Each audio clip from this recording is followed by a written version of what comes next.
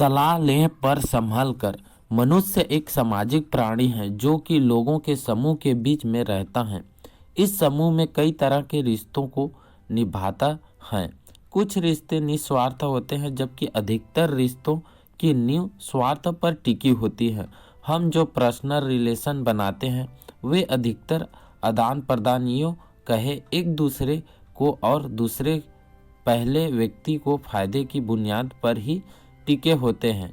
मैं यह नहीं कह रहा कि सभी रिश्तों के पीछे स्वार्थ ही होता है, लेकिन आज की दुनिया में अधिकतर इंसान अपना फायदा देखकर ही रिलेशन बनाते हैं। दोस्तों, ऐसा कई बार होता है कि हम किसी दुविधा में फंस जाते हैं और हमें किसी की राय की ज़रूरत पड़ती है। तब हम अपने आसपास के लोगों से उस बारे में सलाह मशवरा करते हैं कि हमें क्या करना चाहिए। कई बार उनकी राय हमें सही रास्ते का मार्ग दिखाती है तो कभी और ज़्यादा हमारे नुकसान का सबब बन जाती है। अगर आप माता पिता, भाई बहन, सच्चा दोस्त आदि निस्वार्थ रिश्तों को जो कि आपको सही राय ही देते हैं छोड़ दे तो बाकी अधिकतर समाज के और वर्क प्लेस के लोग से सलाह ले जरूर, पर आपको विवेक भी बनाए रखे, क्योंकि कई बार ऐसा सलाह देने वाले का स्वार्थ भी उनकी सलाह में छुपा रहता है। इसलिए सुने सबकी पर माने अपने विवेक और अंतरात्मा की। एक बार एक आदमी अपने छोटे से बालक के साथ घने जंगल में जा रहा था।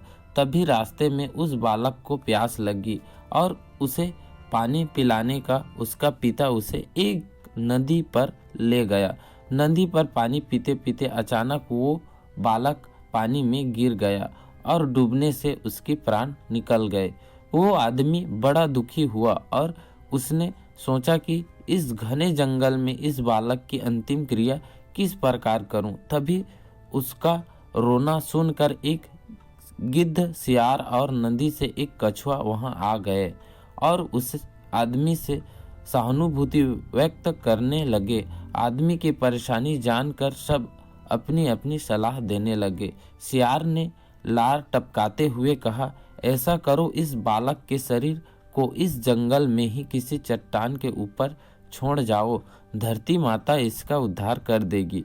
तभी गिद्ध अपनी खुशी छिपाते हुए बोला, नहीं, धरती पर तो इसको जानवर खा जाएंगे। ऐसा करो, इसे किसी वृक्ष के ऊपर डाल दो ताकि सूरज की गर्मी से इनकी अंतिम गति अच्छी हो जाएगी।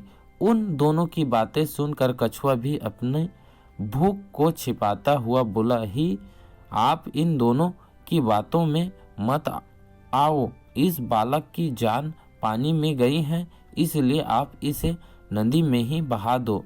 और इसके बाद तीनों अपने अपने कहे अनुसार उस आदमी पर जोर डालने लगे। तब उस आदमी ने अपने विवेक का सहारा लिया और उन तीनों से कहा, तुम तीनों की सहानुभूति भरी सलाह में मुझे तुम्हारे स्वार्थ की गंध आ रही है।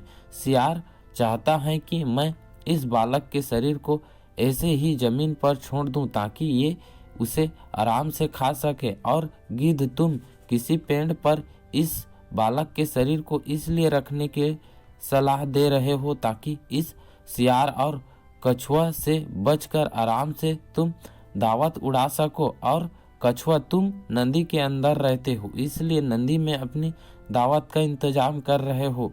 तुम्हें सलाह देने के लिए धन्यवाद, लेकिन मैं इस बालक के शरीर को अग्नि को समर्पित करूंगा, न कि तुम्हारे भोजन बनाने दूंगा। यह सुनकर वो तीनों अपना सा मुंह लेकर वहां से चले गए।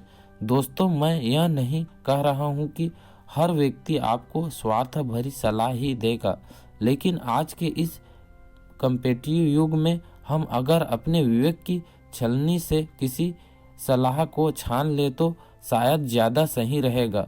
हो सकता है कि आप लोग मेरी बात से पूरी तरह सहमत न हो, पर कहीं ना कहीं आज के युग में ये भी तो सच है कि मेरे नज़दीक रहते हैं कुछ दोस्त ऐसे जो मुझ में ढूंढते हैं गलतियां अपनी।